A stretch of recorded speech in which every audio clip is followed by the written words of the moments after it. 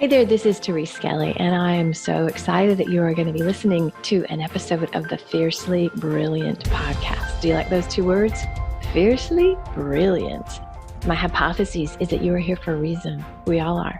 Our souls have led us on journeys that have very often taken some twists and turns, and sometimes it's not pretty. Sometimes there's struggle and there's loss and there's challenge, and in the middle of that, there's always a way out. And it's those times that often lead us into our great life and work. So you're going to hear stories in these episodes of myself and other beautiful people that share the journey. They share how they got to the place where they're standing, working in their brilliance, and being the powerful leaders that they are. So stay tuned and enjoy this episode. Hey, this is Therese Skelly in another episode of the Fiercely Brilliant podcast. You know, I am so blessed because I just meet the coolest people. And of course, for you, I say, can you come and be on my show? And so Amanda Kunkel has been a Facebook friend of mine. We've sort of had this little stalking thing going for a while. And I finally just said, oh, we've got to talk, sister. And I think we talked like a year ago. And I keep watching her posts and I love her work. And there was one particular post that just sparked me. And I was like, you have to come to my show. And the post was called, tell us the name of the post. Everyone thought I was a cheerleader in high school, and I wasn't. She was not. But she's delightful. She's bubbly. She's got this yummy, wonderful energy. And holy hell, what she lived through is the opposite of what a cheerleader, you know what I mean? So we're going to have a beautiful time with Amanda, but I want you to, Amanda, tell us what you do and what you love about it. I am a universe liaison, which is kind of a fancy way of saying business psychic. I help women tune into the universe to uncover their universe map, which is the quickest and fastest way to 7 figures and beyond. That was said really well. And I see some of the results you get. It sounds fabulous. Well, today you possess your gifts. You are unapologetic. You know, you follow her. She's got some really good wisdom and fun things. But I bet it wasn't like that. And so why don't you start how you grew into this and give us some pictures of that. Yes. So the cool thing was, as a young child, I very clearly remember hanging out with angels and people from my family that at the time I didn't realize were deceased. You know, I was so little, I didn't know the difference. And as I was growing up, I always had this gift for just knowing things about people, but I didn't realize I was different until high school.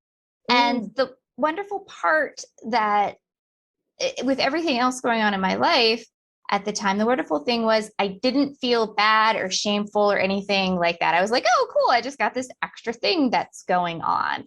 So it was something that allowed me to have hope, but that also got squashed in the sense that when I attempted to dive deeper into what these gifts are, to try to learn more about them, hone them when I was a teenager. Now that got squashed, that got held down. And a theme throughout my entire life had been, you're too much, you're too loud. Yeah. There's that one. Your voice could break glass. I actually got that one in my early 20s. Yeah, that was, and it was not just from my caregivers, but from people around me.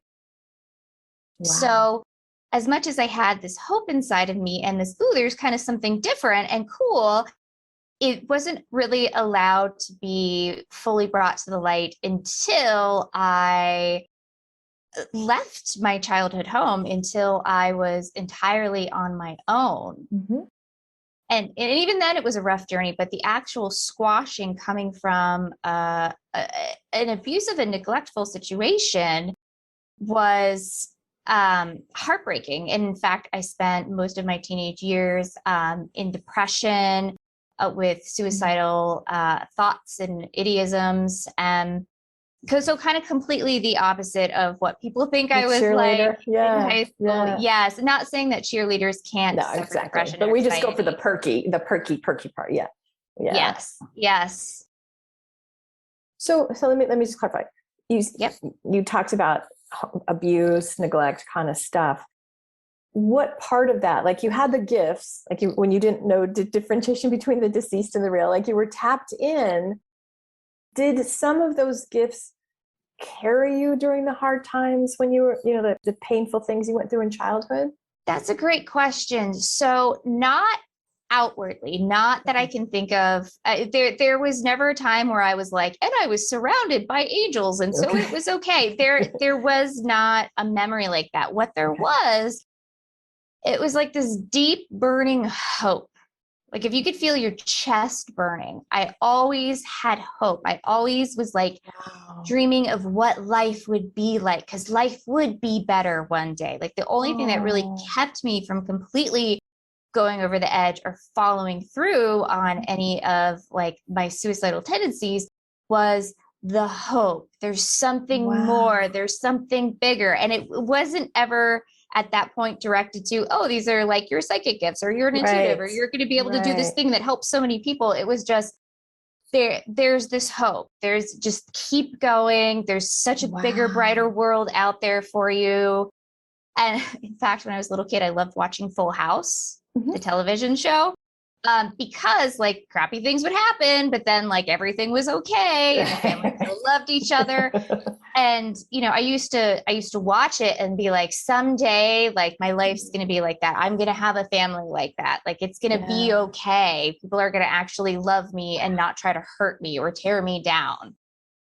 So in spite of a crappy situation at home, because that hope was not an external, there was no probably there, if somebody would have looked at your situation, they wouldn't have given you those messages, right? They would have probably said, you're going to be a drug addict or this, or based on what you were having to live with. Yeah. And so it was this internal driver. It was. It's almost like, go ahead. Oh, it was like the DNA coding from God, from the universe, that was like, this is your instinct. Yeah. Ooh. So that gave you the resilience to keep going and not kill yourself. Yes. And I was really blessed. So high school was funny because no, I was not a cheerleader. And I spent most of my time in the art room and wearing, ripped up flannel and dirty jeans with holes in them. Very much the grunge equivalent of the early 90s. And always was just listening to alternative music. But the neat thing was, where I went to school was like my first sign of land. It was considered an alternative program. And this is before like charter schools were a thing. Like this was like very unique. Like no other town had this. And the teachers were amazing and immediately recognized in me.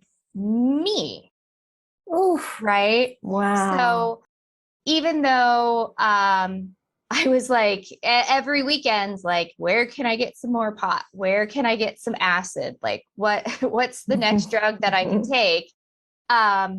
During the week, I was leaving my house early to go to school. Wow. And we had open campus. So sort of like college, like you just kind of come and go as you have class, but I would just go and hang out. And we would go early and stay till the end of the day because that was safe. That really shows like sometimes a good external environment can save somebody, right? So I love that you plugged in. So at what point, Amanda, because you said it's safe, and then you also said earlier, like, but it kind of got quashed, like the gifts. So at what point did that happen? So the gifts didn't happen until my early 20s. Okay. When I was in high school, the track was like, you go to college, you get your degree, like, and you will be fine and perfect. And that's where all the teachers were pushing me to. I actually got talked out of going to art school because it wouldn't make any money. So I got talked into getting my BA in psychology, which I love. I have no regrets over that. Yeah. So my creativity with like art and whatnot was kind of put to the side, like, oh, this is a hobby. And the kind of like psychic intuitive, like that I knew was there then, right? Like I knew there was something there. I got like a couple books and was reading through them. And then my mom freaked out and was like, you need to go to church. And I was like, okay, but you pulled me out of church when I was in, what was it, preschool? Saying that I was too religious. Like I was not allowed to go to church. Yeah. So my God had been ripped away from me. I know, like, so anyway, it's a little mind fuck going on. It's We'll a just little call mind it. fuck going on. So that wasn't encouraged. It was like, oh, that's just like whatever. That's like a fun side thing, So when I graduated high school, I got a full-time job because I was on my own at 17. Actually, I was still in high school and on my own, which was very, very difficult. But I had enough people, like friends, parents, that knew me and that believed in me, didn't believe the stories my mom told about like what a horrible teenager I was. And they're like, no, we know Amanda. Like, right. Amanda's not the problem. And because I lived so close to a university, a lot of my friends were older. So I had these connections to jobs and things that most 17-year-old does not have connections to, right? So that was like the universe being like, okay, here, honey, like we got to get you out of this situation and onto something new. So when I was in college in those early days, that's when I got to be like, hey, so I got this thing that I do, but it like comes randomly. Like I don't know how to help anyone else, let alone myself with it. It just kind of pops up. I just sort of know things. That's when I really started digging into and started training in how can I like help myself, but also help other people with it. Because I was a helper. I always knew I was meant to be a helper. I just didn't quite know how that would look. And of course, I weaved my own path. There's no book that tells you how to be and do what I do in the way that I do it. So there's that hope again, right? That the instilled God, the universe being like, here you go. That's right. Just keep following the crumbs. That's right. Next foot forward. And my friends at the time always thought it was this fun side thing that Amanda does. Oh yeah, Amanda wants to learn how to do readings. Oh yeah, you can sure you can come read for us. That'll be fun. It wasn't until that I started like professionally reaching out there that people got weirded out. And so it wasn't like they were trying to squash my gifts. It was like she's doing something odd that doesn't mix with the standard, get a 9-to-5, get married, have 2.5 kids, the kitchen sink and all of that. And so it scared them. And I'm still acquaintances with a few of those friends from back then, but we're on very different paths. And there's nothing wrong with that. They were, my family at a time when I didn't have any. And I'm very, blessed and thankful for that. So it was a very interesting journey between being a little kid, knowing there was kind of like, I had this fun thing, didn't know it was unique in an abusive, neglectful situation. Then a teenager, knowing I had this unique thing, but couldn't really do anything with it because it wasn't really acceptable, but not necessarily being squashed. Having a lot of hope, being on a track that, got me to have a full-time job and put myself through college, which allowed me to start digging in and training in these skills, doing readings, meeting people in the community, doing what I was doing at the time, like psychic readings, tarot readings, that sort of thing. After that, though, it was very, very a winding path professionally, so to speak. So, when you get out of college, I was on the graduate school track. Oh, okay. And I actually pulled myself out of that because I found the graduate schools didn't put enough spirit, didn't put enough soul. Yeah. And I knew that that is something that I had to add into work that I would do. That being said, I actually relied on my business management skills because I worked full time, right? Like I said, I relied on my business management skills, having no idea at the time that they would come in handy later. It's all perfect. Well, also on the side, doing what I do now. It didn't look exactly like I'm doing what I do now. It evolved. It went from tarot readings to psychic readings to angel therapy healing sessions to women starting to come to me because I was actually making some money in a business and had switched over to business full time. And then people wanted to know how they could do something similar with their business. So it very much unfolded. I have some questions.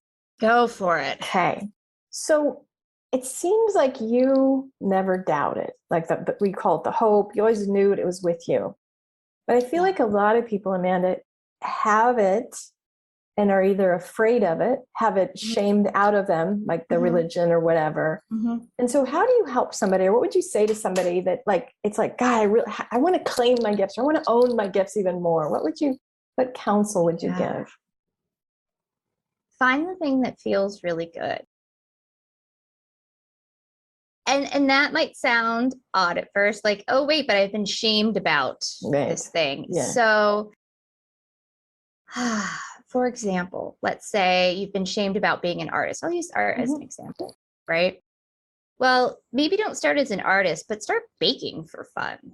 Baking is a form of artwork, but you're just baking for yourself. You're baking for your family, your friends.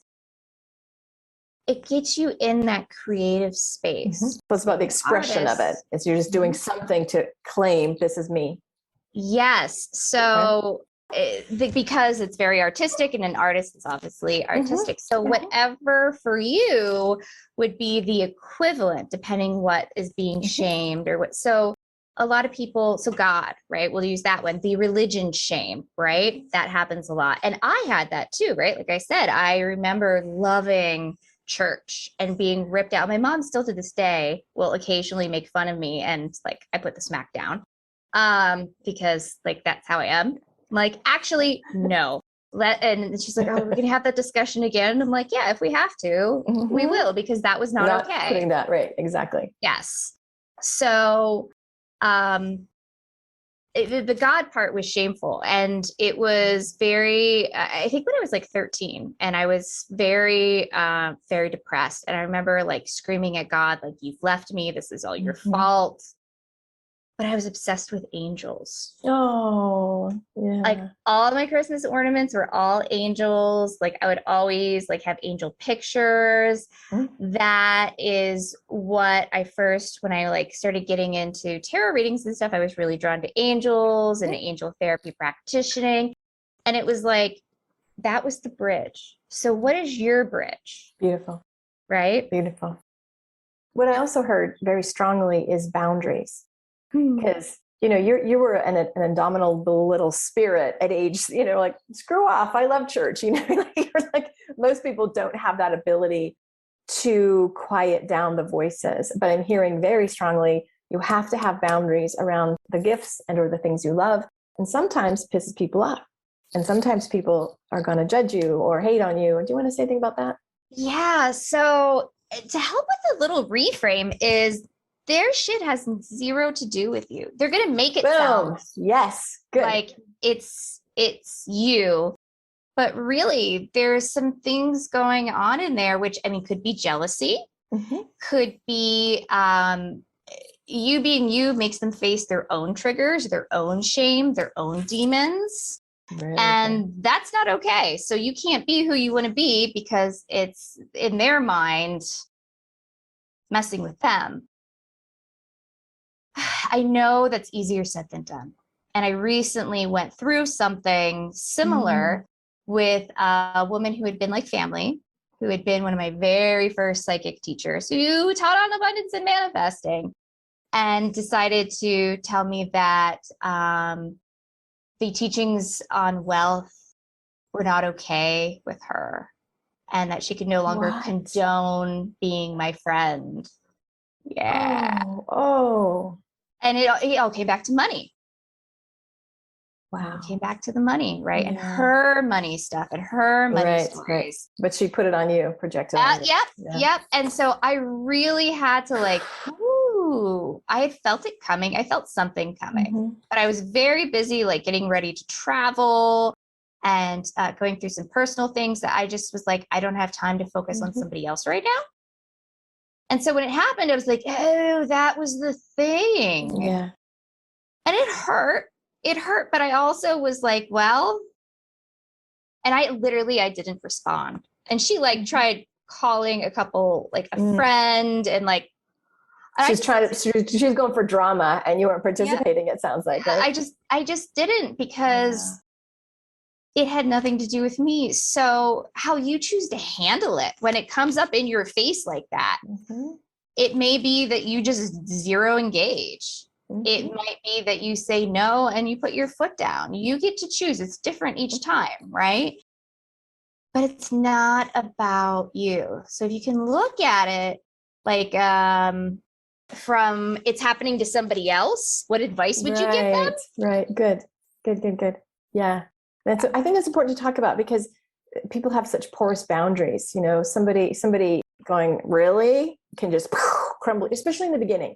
You know, you're a badass. You've been at this a while, but I think you're a badass even as a child. Like, you came out being a badass. So. Oh, I triggered the fuck out of my mother. And likely still do, right? Okay, so here's my next question. You teach money. You, like, that was the thing. You bring women very high dollar amounts of money. You are making a good income. And there are people that like, really? This is spiritual stuff. So and I think people own that themselves. Can I really try? It's so easy. I'm just giving, I'm not building websites. I'm not digging ditches. So I know you don't believe in those things, but I think those are some of the things that make people stumble when they are healers and want to express that in the world. So why don't you talk about that one? How do you own it and charge the bunches of money that you do? I want to hear that. So it was a process at first. The good news is I never had I shouldn't charge money for this. I always had this very entrepreneurial spirit. I don't know if I inherited it from my dad, because apparently, like, on his side of the family, there's a bunch of entrepreneurs. So it might be in my DNA, but it was always one of those, like, if I'm going to do something, it better be worth my time. Like, and I will be fully there. I will be fully in this thing, but it's got to be worth my time. And what happened was, I got really, really sick. Right. So around the time that my nephew died, I was hustling my bum off in business, like working nonstop. I think then I was really like maybe 40 or 50,000 a year, but I was working nonstop. And my body exploded with an autoimmune disease. And literally I was in bed for years, gained a whole bunch of weight, had to take my business down to part-time, puffed out. Like, you can see how puffy I was in old picture. Like, this is just part of what was going on with the autoimmune disease. And it was my body screaming, stop. Yeah. So it kind of came to this point where it was like, okay, I'm okay charging, but Amanda, you need to not do, and that was a conditioning from my childhood. If you wanted to receive any love and not abuse, you did for your parents. Oof. Yeah. So there was like this unraveling of, there's one of the other roots, like, we're going to unravel this root. So I had to learn, for me to show up fully the way I do, and for women to get the transformation they do, I need to have that ×2 downtime to replenish. So it's either I offer these gifts to the world at that, or I don't at all. Hey, women, are you listening to this? This is a woman owning her value. And this is a woman owning what her needs are to do the great work in the world. This is not a selfish woman.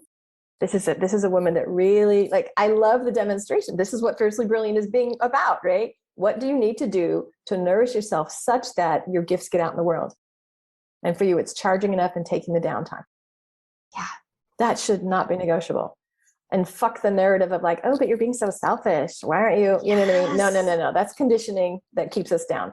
Yes. And, I always say, I don't want anyone to ever explode in an autoimmune disease or something else, because their body is at dis-ease, because they are just hustling based on somebody else taught them. Right. Oof. That is powerful.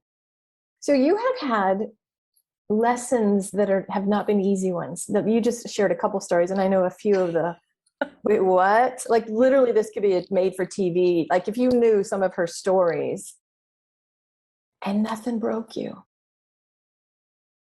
Yes, I came very close to being broken when my nephew died, because we were closer in age than me and his mother. So his mother is my sister.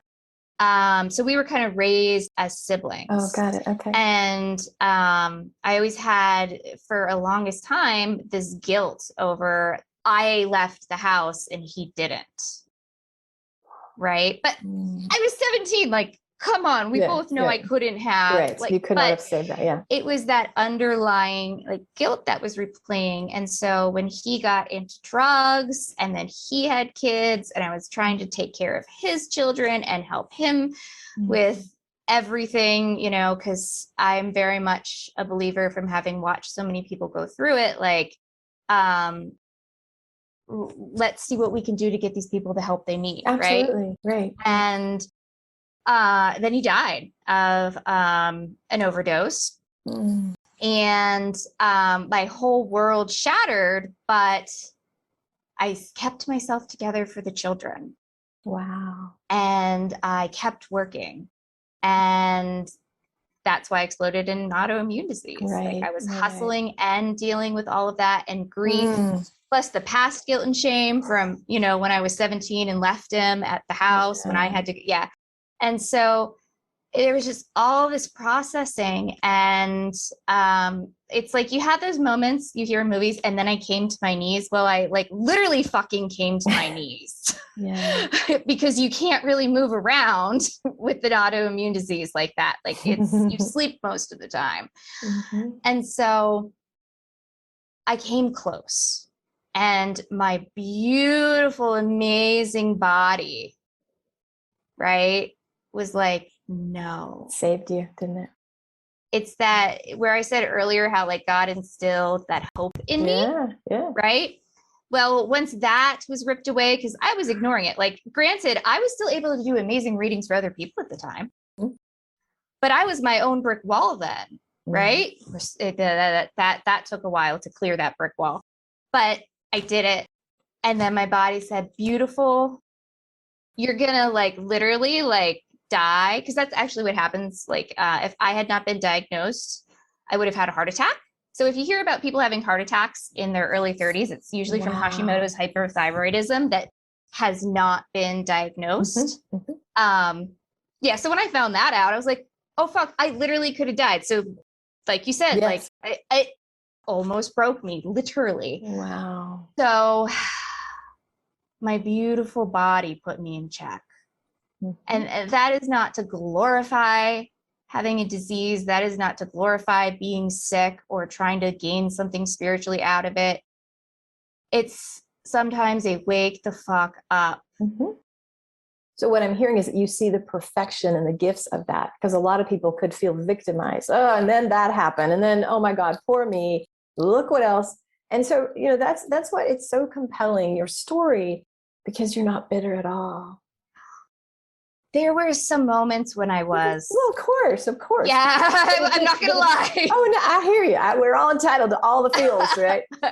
But your outlook is like, I just want to start in the beginning, the hope. So it's kind of like you can be in the middle of the shit, and then that thing in you. And gosh, if we can get nothing else out of this episode, tap into that. That will save you. Like it allowed you to transcend the really horrific conditions you had to experience and just take one step in front of the next, just go and go and go and go. So, yeah. And it's literally like, if it's just a baby step, that's fine. Yeah. Like we won't go into it, but like the recovering from Hashimoto, like that was a whole nother like ballpark, and very, very painful in the body. Right. Yeah. So, that hope and knowing like God, the universe has led me to this and will lead me through this. And trust my friends, like there were nights where it was like, bottle of wine, I don't care. Right. Now, that's not to say I was drinking every night or drunk. No, that was like, right. We're all just human. Yes, and then it would be like, all right, pick yourself up, dust yourself off, get back on track. Yeah. And that's, you just lather, rinse, repeat. That's right. Really good. And that's how you get from there to right here. Whew. Oh my God. This was a very, very powerful show. So I know you have a gift that you want to share with the audience. I do. And it is the universe meditation, because what I always say to my clients is like, I am just the connector, right? Mm-hmm. I am the liaison. This is about you and your God, your universe map. Mm-hmm. I'm the translator, but here's the point. You're supposed to be able to, by the time someone's done working with me, get that intuitive knowledge on your own. So this is to help you start garnering into the intuitive knowledge, or go deeper, or find your own hope, right? This is about you and your God, your universe, goddess. That's fabulous. Really nice. So is there anything else you want to say? Anything else that needs to be shared? Yeah. When things seem to be really painful and really hitting the fan, remember, the only thing real is love. If you pull back, so part of my gift in discernment is you pull back and look at things to see the truth. And so if we would do that with the world right now, because I know a lot of people are suffering no matter what, pull back, like you're looking at the earth, right? We've seen those beautiful pictures from NASA, right? Of the earth. That is what is real. The beauty and the oneness, love, the oneness, always growing, always expanding. Come to that. If you have trouble coming to anything at all, come to that. Mic drop. Amanda Kunkel, you are just divine. You are absolutely divine. Thank you for your story. You really are. I just love the hope piece. I just that you came out knowing, because you didn't have it easy peasy when you were being raised, right? You had some difficult things, and yet it didn't break you, and you just had to always, I know, and something else, and something else, and something else. So that's the first thing, is tap into the hope, find the hope. And sometimes, if you can't hope for yourself, find somebody that knows for you, right? There's always somebody that would say, it's going to get better. You got to find those people if you can't find it in yourself. And then have boundaries, when people are starting to put their shit on you or telling you where you should go, talk to the hand, right? Because you would not be here today had you been, oh, really? You don't think it's a good idea? I don't know where you'd be, but not here, not doing the work you're doing. Yeah. Thank you. Nice. And all of Amanda's contact information will be on the show notes. Make sure, I'm going to download that meditation. I want to hear more of Amanda. So thank you for listening. And you know what? Feel free, share this with people that just tap in and say, who needs to hear this story? Who is going through some stuff?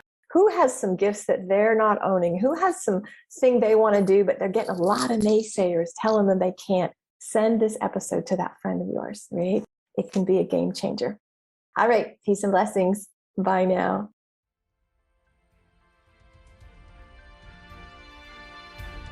Hey, this is Therese, and I'm so excited that you were with us today for another episode of the Fiercely Brilliant podcast. If you are inspired to get to that brilliant place, if you heard some wisdom today that made you think, yeah, I need some help in that area, I would encourage you to have a conversation with me. Super simple. You just go to thereseskelly.com/let's connect. It's a no charge, no pressure conversation.